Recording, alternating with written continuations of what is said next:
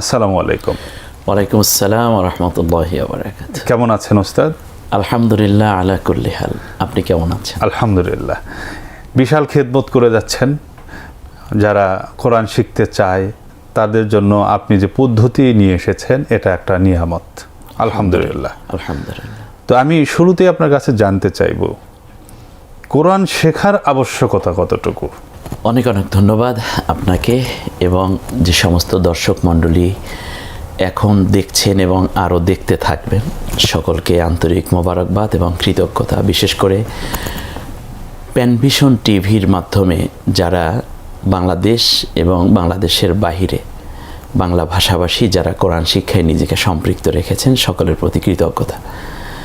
আসলে কোরআন শিক্ষার আবশ্যকতা হচ্ছে, এটা শিক্ষা করা ফরজ। এবং আমি বলতে গেলে এভাবে বলবো যে সব ফরজের বড় ফরজ।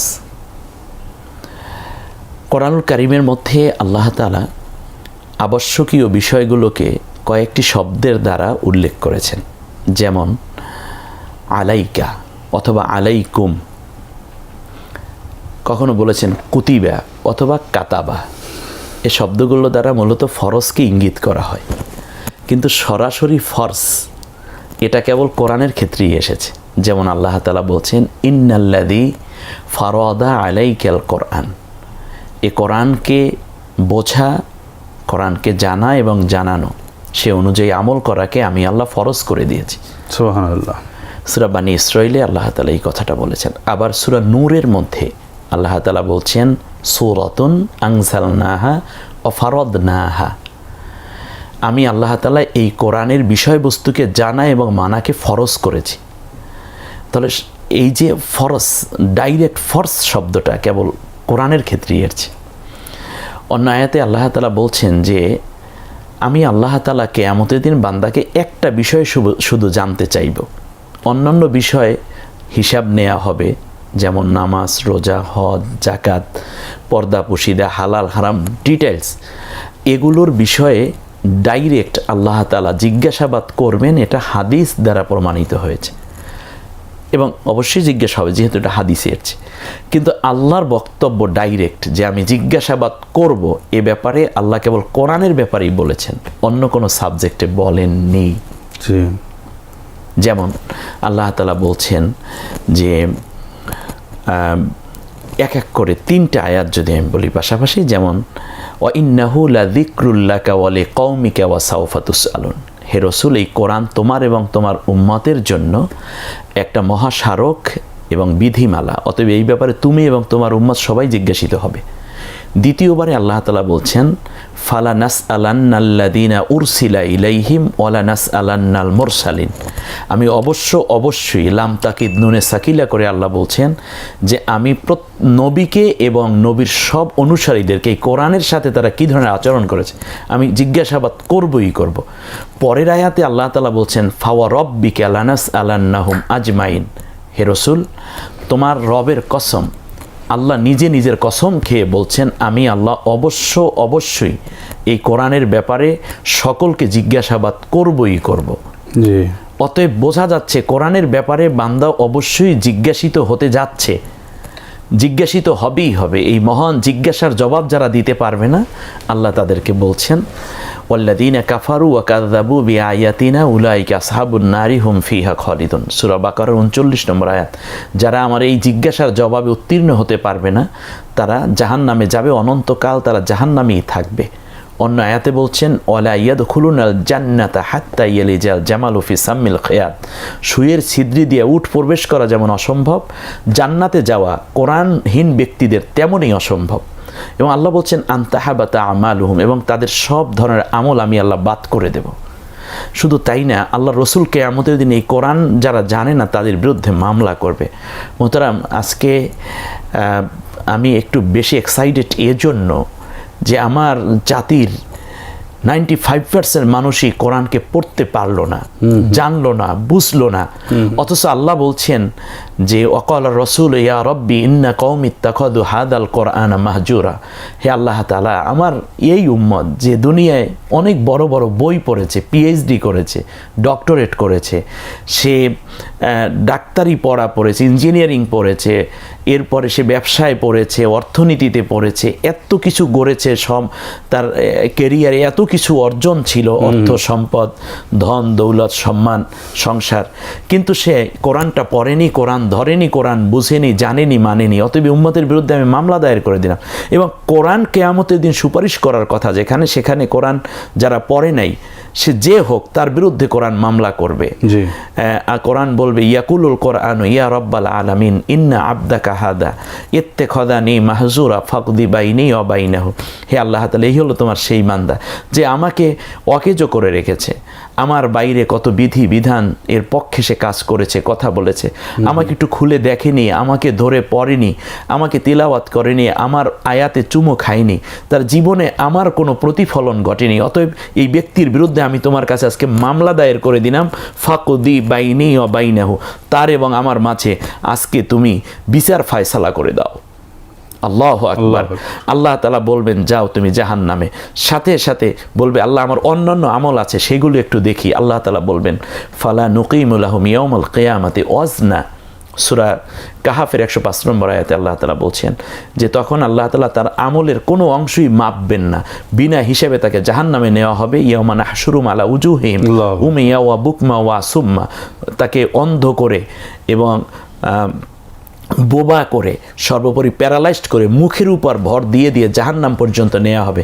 জাহান্নামের ফেরেশতারা জিজ্ঞেস করবে আলামি আতিকুম রসুল, তোমাদের কাছে কি এমন কোনো মিডিয়া যায়নি, এমন কোনো সোশ্যাল মিডিয়ায় খবর দেয়নি, এমন কি কোনো আলেম যায়নি, এমন কি কোনো ব্যক্তি যায়নি যে কোরআন পড়তে হবে, কোরআন বুঝতে হবে, কোরআন দিয়ে পরিবার চালাতে হবে, দেশ জাতি গঠন করতে হবে, এরকম মেসেজ কি তোমাদের কাছে কেউ দেয়নি? তখন তারা বলবে কলু বালা, হ্যাঁ গিয়েছিল, কিন্তু আমরা এগুলো কোনো ভ্যালু দেইনি। তখন তাদেরকে জাহান্নামে ফেলে দেয়া হবে। জাহান্নামে তাদের চেহারা যখন পুড়ে যাবে তখন তারা আফসোস করে বলবে লাউ কুন্না নুরাদ্দু ওয়ালা নুকাযযিবু বিআয়াতিনা, আল্লাহ একটা বারের জন্য দুনিয়ায় পাঠাও, কোরআন পড়বো, কোরআন জানবো, কোরআন মানবো, আর কিছুই মানবো না। তখন আল্লাহ তাআলার কাছে আফসোস করে তারা বলতে থাকবে আরে লাউ কুন্না নাসমাউ আও নাআকিলু মা কুন্না ফি আসহাবিস সাইর, যদি আজকে আমরা জাহান্নামী হতাম না, যদি ওই দিন প্যানভিশন টিভি কথা বলেছে, ওলামায়ে কেরাম কথা বলছে, কোরআন জানতে হবে, কোরআন মানতে হবে, কোরআন বুঝতে হবে, আমি আমার সন্তান সবাই মিলে যদি কোরআন পড়তাম, তাহলে আজকে এই কঠিন পরিণতির সম্মুখীন হওয়া। জি, আসলে আপনি যেভাবে তুলে ধরলেন কোরআনের গুরুত্ব, এর ওপর আর কোনো কথা থাকতে পারে না যে পৃথিবীর সবচেয়ে গুরুত্বপূর্ণ বিষয় হচ্ছে কোরআন জানা, রাইট, এবং সবচেয়ে বড় ফরজ হচ্ছে কোরআন জানা। কোরআন না জানলে অন্য কোনো ফরজও জানবে না, এবং তার কোনো আমল আল্লাহ কবুল, সব আমল ভুল। সত্যি অসাধারণ বলেছেন শাইখ। আমরা জানি যে কোরআন নাজিল হয়েছে আরবি ভাষায়। জি, যারা আরবি ভাষাভাষী তাদের জন্য এটি রপ্ত করা সহজ, কিন্তু অন্যান্য ভাষাভাষীর যারা, তাদের জন্য কোরআন রপ্ত করা কিছুটা কঠিন। তো এই 1400 বছর ধরে কোরআন নাজিলের পর থেকে আরবি ভাষার বাইরে যারা, তারা বিভিন্ন পদ্ধতি অনুসরণ করছেন কোরআন জানার জন্য, শেখার জন্য। তেমনিভাবে আমরা যারা বাংলা ভাষাভাষী, আমরাও চেষ্টা করছি বিভিন্ন পদ্ধতিতে কোরআনকে শেখার জন্য, জানার জন্য। তো বিভিন্ন ট্রেডিশনাল অনেকগুলো পদ্ধতি রয়েছে, তো সেই পদ্ধতিগুলো দিয়েই তো কোরআন শিখছিল মানুষ। তা আপনি আবার আপনার একটা নতুন একটি ধারা আপনি এখানে নিয়ে এসেছেন, তো সেই ধারাগুলো, সেই ট্রেডিশনাল ধারা, প্রচলিত ধারা এবং আপনার যে উদ্ভাবিত যে মেথড বা পদ্ধতি, এর মধ্যে পার্থক্য কি?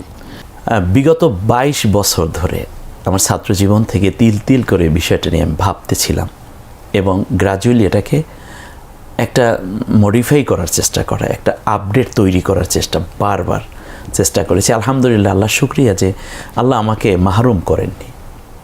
আল্লাহ আমাকে, আমি যা চেয়েছি তার চেয়ে বেশি করে আমাকে দিয়েছেন। এটা মহান রবের একান্তই শুকরিয়া।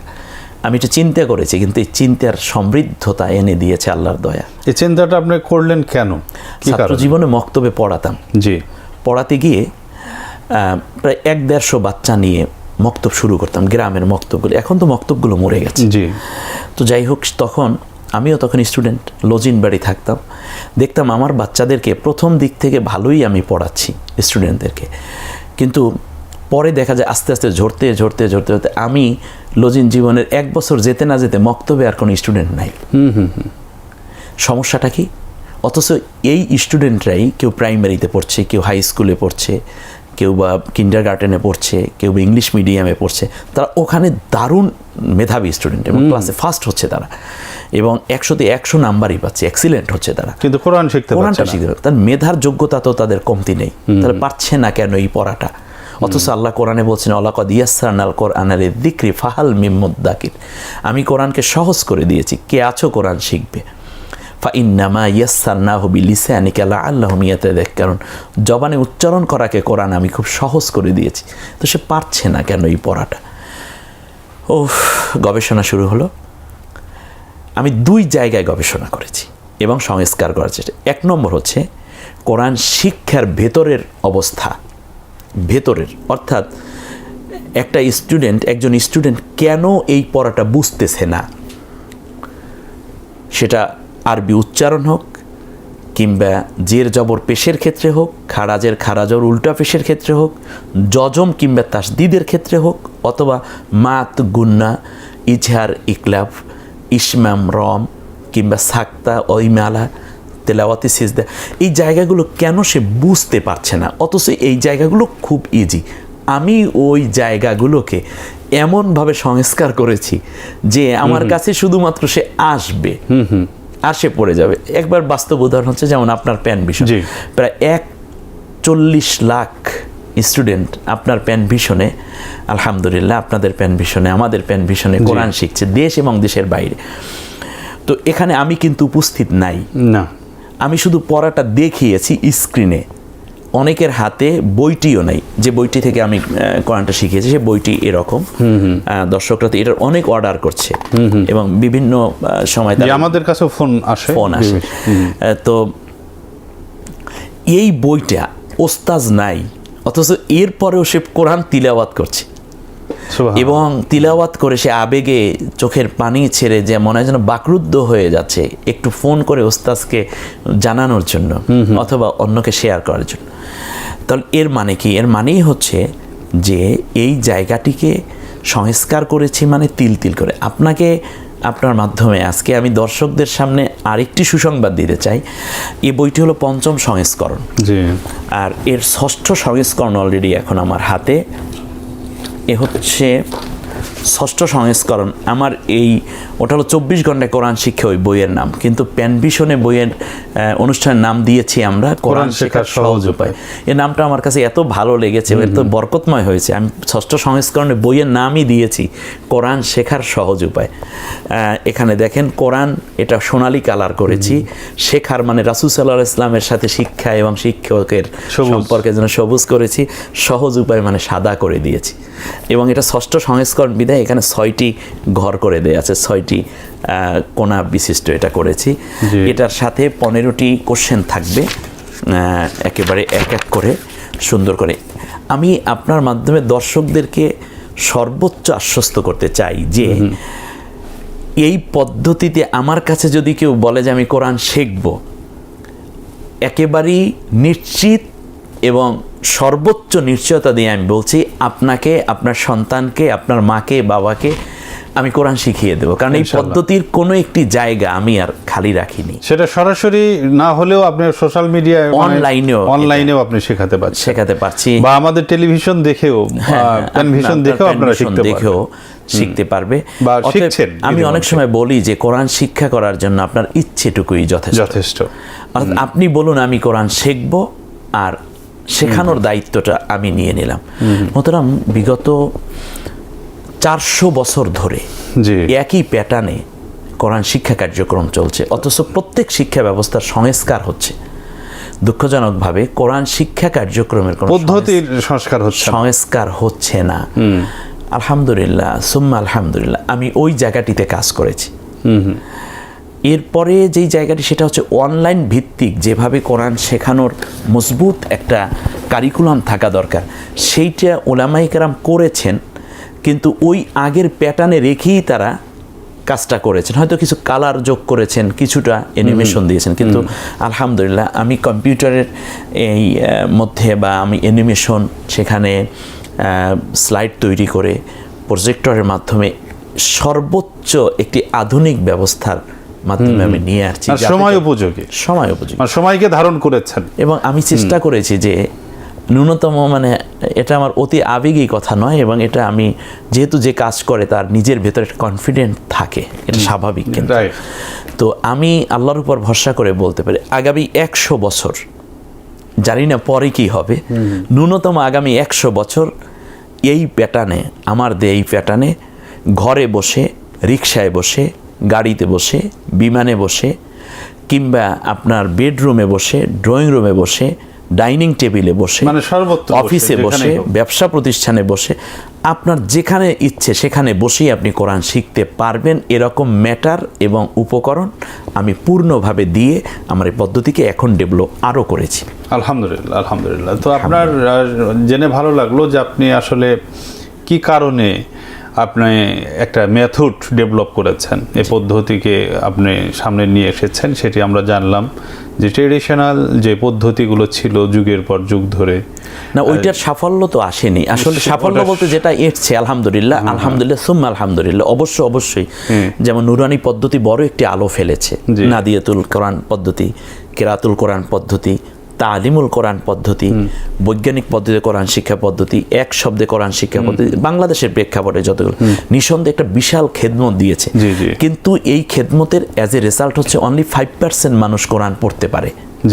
কিন্তু বাংলাদেশে তো অন্য শিক্ষা বিস্তার হয়েছে প্রচুর, তো কোরআন শিক্ষা বিস্তারটা এত কম হয়ে গেল, এসে আটকে থাকবে, এটা কেন আটকে গেল?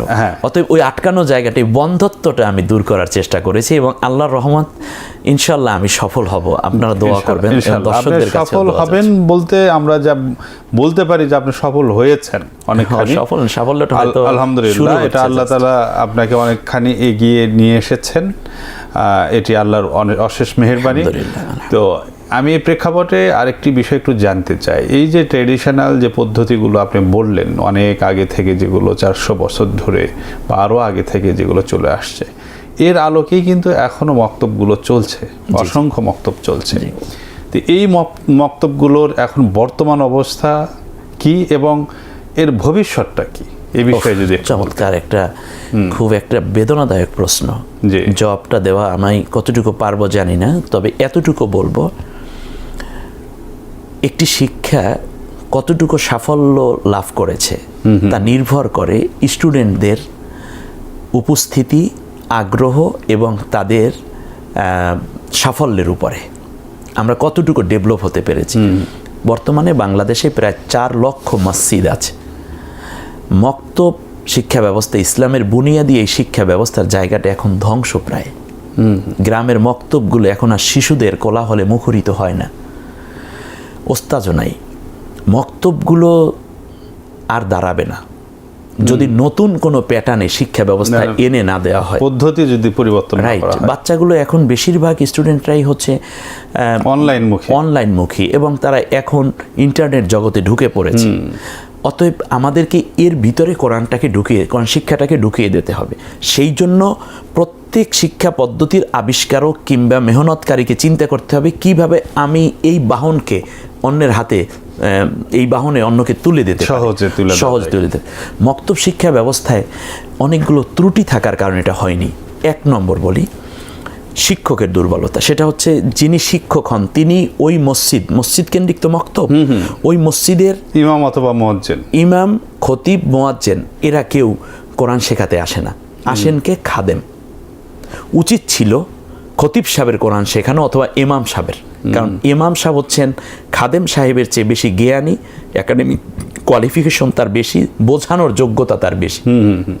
কারণ কোরআনের শিক্ষক তো আল্লাহ নিজে, আল্লামাল কোরআন, আল্লাহ নিজে কোরআন শিখিয়েছেন। জিবরিল আলাইহিস সালাম কোরআন রাসূল সাল্লাল্লাহু আলাইহি ওয়াসাল্লামের কাছে পৌঁছেন, তিনি সমস্ত ফেরেশতাদের সর্দার।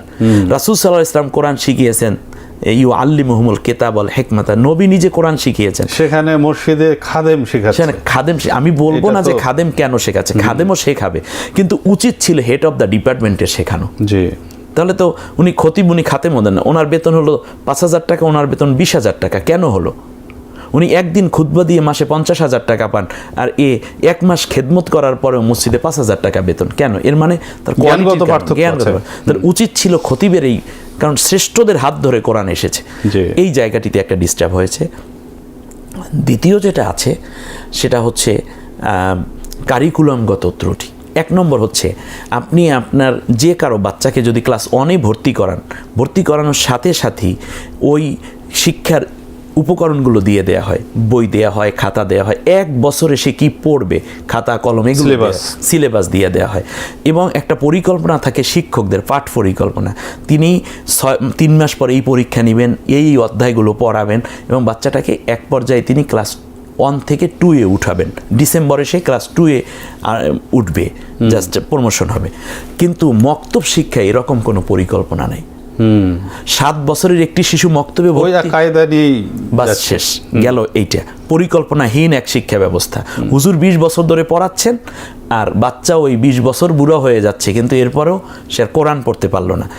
দ্বিতীয় যেই সমস্যা আছে, শিক্ষা পদ্ধতি একরকম না। নুরানি পদ্ধতি একরকম, তালিমুল কোরআন পদ্ধতি আরেক রকম, কেরাতুল কোরআন আরেক রকম। ফলে দেখা যাচ্ছে যে একজন হুজুর যদি মক্তব থেকে চলে যান, তাহলে আরেকজন হুজুর এসে আগের হুজুরের সব পড়া পদ্ধতি চালু করে দেন। তৃতীয় যে সমস্যা আছে সেটা হচ্ছে এক ক্লাসের মধ্যে অনেক রকম ছাত্র। যেমন ক্লাস 2-এর ভিতর যদি কোনো টিচার ঢোকেন, বাংলা পড়াবেন, তিনি 40 মিনিট তার ক্লাস বাংলাই পড়ান। কিন্তু হুজুর যদি মক্তবের হুজুর যদি 1-1.5 ঘন্টাও পড়ান, 100টা বাচ্চা যদি হয়, স্টুডেন্ট যদি হয়, 100 রকমের পড়া। কেউ হয়তো আজকে মাত্র আলহামদুলিল্লাহ সূরা নিয়েছে, কেউ হয়তো বা আত্তাহিয়াত পড়ে, কেউ দুরূদ শরীফ পড়ে, কেউ দোয়া কুনুত পড়ে, রান হচ্ছে না। 100 রকমের পড়া 100 জন। আর হুজুর যদি 120 মিনিটও পড়ান, 2 ঘন্টাও পড়ান, তাহলে 120 রকমের পড়া তাকে পড়াতে হয়। বাচ্চারা 1 মিনিট করে হুজুরকে পায়। তো 1 মিনিট করে হুজুরকে পেলে এই পড়া কোনোদিন কি সম্ভব? না, এটা একটা বড় ত্রুটি। এরপরে আরেকটা, একই কারিকুলাম না হওয়ার ফলে এক হুজুর আসে আর এক হুজুর চলে যায়। এই যে বড় রকমের গ্যাপ রয়ে যায়। এরপরে অন্যান্য শিক্ষা ব্যবস্থায় যত আধুনিকায়ন করা হয়েছে, মক্তব শিক্ষা ব্যবস্থায় কোনো আধুনিকায়ন করা হয়নি। একটা কিন্ডারগার্টেনেও পাপোশ বেছানো, শীতের মধ্যে বাচ্চারা ক্লাস করে, আবার দেখা যায় যে গরমের মধ্যে একটা এসিও পায়, কমপক্ষে একটা ফ্যান পায়। কিন্তু মসজিদের বারান্দাগুলো তো সেরকম হয়নি, ঠান্ডার মধ্যে শীতলতায় বসে। তৃতীয় আর পঞ্চম যে সমস্যাটা হয়ে আছে সেটা হচ্ছে প্রযুক্তির এই চাপে বাচ্চারা অন্যান্য শিক্ষাগুলোর দিকে দৌড়চ্ছে। এর থেকে উত্তরণের উপায় হচ্ছে যেই পদ্ধতি প্রাইমারি, হাই স্কুল, কলেজে যে ধরনের প্রযুক্তি কারিকুলাম আছে, তার চেয়েও আপডেটেড পদ্ধতি নিয়ে আসতে হবে। আর না হলে এই বাচ্চাদেরকে আমরা ধরে রাখতে পারবো না। তাহলে এটাও একটা সমস্যা, এই জিনিসটা না থাকা সমস্যা। আর কোরআন তো সর্বাধুনিক। অতএব আজকে যদি মক্তবের মধ্যে মনে করেন এরকম একটা ল্যাপটপ নিয়ে কোনো আলেম বসে যান, যেটা আমার একটা প্রজেক্টর যদি থাকে, তাহলে বাচ্চাদের দাওয়াত দেওয়ার দরকার নেই, এবং মাত্র 30 মিনিট সে ক্লাস করবে, অনলি 30 মিনিটস। আসো, এই যে বইগুলো হাতে হাতে দিয়ে দিলাম, তারপরে পড়া শুরু হয়ে গেল, একটার পর একটা স্লাইড আসতে থাকলো, তারপরে বাচ্চারা সুন্দর করে দেখে দেখে দিয়ে গেল, তারপর ফাঁকে ফাঁকে পরীক্ষা দিয়ে ওস্তাদ আবার সুন্দর করে সেটা নিতে পারলো। দেখেন, মক্তবে ভর্তি হওয়ার সাথে সাথে এরকম একটা কার্ড পরে যখন বাচ্চাটা আসবে, তার মনটা কত ভালো লাগবে। সাথে সাথে আমি আপনাদের দর্শকদের উদ্দেশ্যে একটু দেখাতে চাই, যদি এই রকম একটা ডায়েরি সে হাতে পেয়ে যায়, কি কি সে করবে, এরপরে ক্লাসের মধ্যে তার কি কি ত্রুটি হয়েছে সে নিজে লিখবে, তার অভিভাবক এখানে সিগনেচার করে দিবে। এরপরে যদি এই রকম একটা আম্মাপাড়া তার হাতের মধ্যে থাকে, এবং ভর্তির সময় সে যদি এই রকম একটা ফর্ম পূরণ করে ভর্তি হতে রাজি থাকেন, এরপরে সে যদি একটা কাটার পেয়ে যান, একটা পেন্সিল পেয়ে যান, এরপরে সে যদি একটা রাবার পেয়ে যায়, কারণ লেখা আছে আমার পড়ার মধ্যে, কারণ মক্তব শব্দ অর্থ লেখার জায়গা। আমাদের মক্তবগুলোতে লেখার কোনো পদ্ধতি নেই, এবং সে যখন কৃতকার্য হবে তখন যদি তাকে এইরকম একটা সার্টিফিকেট ধরিয়ে দেওয়া হয়, আলহামদুলিল্লাহ, তাহলে 1 মাসে একটা বাচ্চা দৌড়ে আসবে। এইরকম একটা ব্যাগের মধ্যে যখন দেয়া হবে, চেইনটা টেনে সুন্দর করে সে যাচ্ছে মক্তবে। আমরা তো আমাদের বাচ্চাদেরকে এগুলো দিতে পারিনি। জি জি জি, না আমি যেটা বলছিলাম আপনাকে, সেটি হলো যে আমাদের ট্রেডিশনাল মক্তবগুলোর যে সমস্যা, সেই সমস্যাগুলো আপনি খুব সুন্দর করে তুলে ধরেছেন, এবং এর বিপরীতে এটা কিভাবে ডেভেলপ করা যায় সে কারিকুলাম বা পদ্ধতিও আপনি দেখিয়েছেন, এবং সরাসরি কতটুকু বাচ্চাটা পড়বে। বাচ্চাকে আগেই এখানে রুটিন আছে, এখানে দেয়া আছে যে তুমি যদি 20 দিনে কোরআন শিখতে চাও, অথবা 10 দিনেও যদি কোরআন শিখতে চাও, তাহলেও 10 দিনের রুটিন হলো 1.5 ঘন্টা করে পড়বা এবং এত পৃষ্ঠা থেকে বইয়ের এত পৃষ্ঠা পর্যন্ত পড়বা। সেই আলোকে আমার এখানে অলরেডি স্লাইড তৈরি করা আছে এবং বাচ্চারা পড়বে, আমি দেখব, আমি দেখাবো, বাচ্চারা পড়বে। এই যে পারস্পরিক কম্বিনেশন, ফলে দেখা যায় কেউ ঝরে পড়ে না। আর পদ্ধতির ভিতরে যে চেঞ্জ এনেছি আলহামদুলিল্লাহ, আপনার প্যানভিশনে যা দিয়েছি আলহামদুলিল্লাহ, আর 6ষ্ঠ সংস্করণ আরো আপগ্রেড হয়েছে। তো আমরা যে কথা বলছিলাম আপনার, যে আসলে আপনি আপনার কথার মধ্যে বলেছেন যে একটি বক্তব্যে যখন কোনো বাচ্চারা যখন পড়তে আসে 100 বা 50 জন বাচ্চা বা 20 জন যাই থাক, তারা 20 জন 20 রকম পড়া, কেউ হয়তো কেবলই শুরু করেছে, কেউ হয়তো অনেকখানি এগিয়ে গেছে, কেউ কোরআনের ভিতর ঢুকে পড়েছে। আপনার এই পদ্ধতিতে আমরা যদি আসি তাহলে দেখা যাচ্ছে যে আমরা ব্যাচ ভিত্তিক, অর্থাৎ আপনার 10 জনের একটা গ্রুপ, তারা সেম একই সাথে এগিয়ে গেল। এই জন্য স্লোগান হচ্ছে পর সব এক রব, একই আওয়াজে সবাই পড়ে। তো এখন আমি আরেকটা প্রশ্ন আপনাকে একটু করতে চাই। এই যে আপনার ব্যাপক কর্মযজ্ঞ, আপনি এগিয়ে যাচ্ছেন আলহামদুলিল্লাহ, তো এবং এটা নিয়েই আপনি দীর্ঘ প্রায় 20-22 বছর ধরে আপনি চেষ্টা সাধনা করে যাচ্ছেন, আল্লাহ আপনাকে অনেকখানি এগিয়ে এনেছেন। তো এই কোরআন শিক্ষার ব্যাপারে, এই কোরআন শিক্ষাকে আরও গণমুখী এবং এটাকে আরও সার্বজনীন করার জন্য আপনার আর কি কি ধরনের পরিকল্পনা রয়েছে যদি বলতেন। অনেক ধন্যবাদ আপনাকে। পরিকল্পনার মধ্যে যেহেতু বর্তমান একটি প্রযুক্তির যুগ এবং আধুনিক যুগ, এই ক্ষেত্রে ইতিমধ্যে আপনারা হয়তো আপনিও জানেন, প্যানভিশন তো এই ক্ষেত্রে পাইওনিয়র। কারণ প্যানভিশন প্রথম আমার এই ক্লাসগুলোকে মূল্যায়ন করে তারা প্রথম পাবলিশ করা শুরু করে, আলহামদুলিল্লাহ। এর দেখা দেখি পরবর্তীতে চলে আসে 10 মিনিট স্কুল, বাংলাদেশের শিক্ষা অঙ্গনে একটি বড় প্ল্যাটফর্ম আলহামদুলিল্লাহ। সেখানেও আমার হাজার হাজার স্টুডেন্ট আছে যারা টাকা দিয়ে কোর্সগুলো কিনে দেখছেন এবং কোরআন শিখছেন। এরপরে CTV, যেটা ক্যামব্রিয়ান টেলিভিশন, মুসলিম টিভি, লিড একাডেমি এবং আরও অনেকগুলো প্ল্যাটফর্ম আলহামদুলিল্লাহ এটা বর্তমানে দিয়েছে। অর্থাৎ অনলাইন ভিত্তিক শিক্ষা এবং প্রচার, এটা আমার একটা কাজ আছে। আর দ্বিতীয় যেটা আছে সেটা হচ্ছে বাংলাদেশে প্রায় 70 লাখ উলামায়ে কেরাম আছেন। আমি চাই সবাইকে কোরআন শেখানোর কাজে আত্মনিয়োগ যাতে করেন, সেই জন্য আমি দাওয়াতি কাজ করে যাচ্ছি। তার কারণ হচ্ছে প্রত্যেক ঘরে ঘরেই তো মুআল্লিম হওয়া দরকার। কারণ আমাদের একটা স্লোগান আমরা ছোটবেলা থেকে শুনে আসছি, আল কোরআনের আলো ঘরে ঘরে জালো, ঘরে ঘরে জ্বলো না, ঘরে ঘরে জালো। এটাই আমরা জালো, জালো মানে জ্বালাও। কে জ্বালাবে? ঘরে ঘরে কোরআনের আলোটা কে জ্বালাবে? ঘরের মানুষেরই ঘরে কোরআনের আলোটা জ্বালাবে, মা বাবা। রাইট, এই জায়গাটিতে ঘরে ঘরে কোরআনের আলো জ্বালাবার নির্দেশনা আল্লাহ দিয়েছেন। অযকুরনা মা ইউতলা ফি বুয়ুতিকুন্না মিন আয়াতিল্লাহি ওয়াল হিকমা, যে তোমাদের ঘরগুলোকে, হে অভিভাবকরা, হে সন্তানেরা, তোমরা প্রত্যেকে তোমাদের ঘরগুলোকে কোরআনের আয়াত দিয়ে, কোরআনের জ্ঞান দিয়ে মুখরিত করে রাখো। যে এখানে একটু প্রশ্ন আমি করি, আপনি বলেছেন যে আল্লাহর নির্দেশ রয়েছে যে ঘরে ঘরে কোরআনের আলো জ্বালানোর জন্য, এবং এটা একটা অনেক পুরানো একটা স্লোগান, এটা অনেক জনপ্রিয় একটি স্লোগান। তো এই কর্মটা, এই ঘরে ঘরে কোরআনের আলো জ্বালানোর জন্য প্রয়োজন হচ্ছে মুআল্লিম, শিক্ষক। এই মুআল্লিমদের প্রশিক্ষণের ব্যাপারে আপনার কি কর্মসূচি রয়েছে? আলহামদুলিল্লাহ, এই ঘরে ঘরে মুআল্লিম দেওয়ার জন্য আমি শুধু ট্র্যাডিশনাল অ্যারাবিক জ্ঞানে যারা সমৃদ্ধ তাদেরকেই মুআল্লিম বানাবো এই নীতিতে আমি নাই। আপনার মতো জেনারেল শিক্ষিত মুসলিম যিনি কোরআন পড়তে পারেন, আপনি মুআল্লিম হয়ে যেতে পারেন। সেই জন্য দরকার মাত্র 10টা দিন আমার কাছ থেকে প্রশিক্ষণ নেয়া। এবং মুআল্লিম প্রশিক্ষণটা আমি চেষ্টা করছি যাতে করে, এটাও আমি প্যানভিশন টিভি যেভাবে কোরআন শেখার সহজ উপায় বানিয়ে দিয়েছে জাতির জন্য, অন্যান্য প্ল্যাটফর্মগুলো, ঠিক তেমন মুআল্লিম হওয়ার সহজ উপায়। জি, ইনশাল্লাহ আজকের এই অনুষ্ঠানে আমরা প্রিয় দর্শক আপনাদেরকে আশ্বস্ত করতে চাই, শাইখ জামাল উদ্দিন আমাদের সকলের অত্যন্ত প্রিয় ওস্তাদ, তিনি মুআল্লিম গঠনের জন্য বা মুআল্লিম তৈরির জন্য একটি প্রজেক্ট হাতে নিয়েছেন। আমরা তার এই প্রজেক্টটি বা তার এই কর্মপরিকল্পনা বাস্তবায়নের জন্য আমরা তাকে নিয়ে আবার মুআল্লিম প্রশিক্ষণ কিভাবে তিনি দিতে চান সেই প্রোগ্রামগুলো তৈরি করব এবং খুব শীঘ্রই আমরা সেটি প্যানভিশন টিভিতে প্রচার করব ইনশাল্লাহ। জি, আল্লাহ কবুল করুন। তো ঘরে যদি মোয়াল্লেম বানিয়ে দেয়া যায়, অ্যাটলিস্ট মা টিচার অথবা বাবা টিচার, বাচ্চারা একটু অযথা সময় কাটাচ্ছে, খাবার টেবিলেই বসেন না, এই তো আপনার মনিটর, এখানে বসান, এই দিকে আপনার 2-3 বেবি বসেছে, এই আপনার মা, এই আপনার বাবা, এই আপনি, স্লাইড একের পর এক চলে আসবে, কারণ প্রত্যেক মোয়াল্লেমকে আমি স্লাইডগুলো দিয়ে দেব।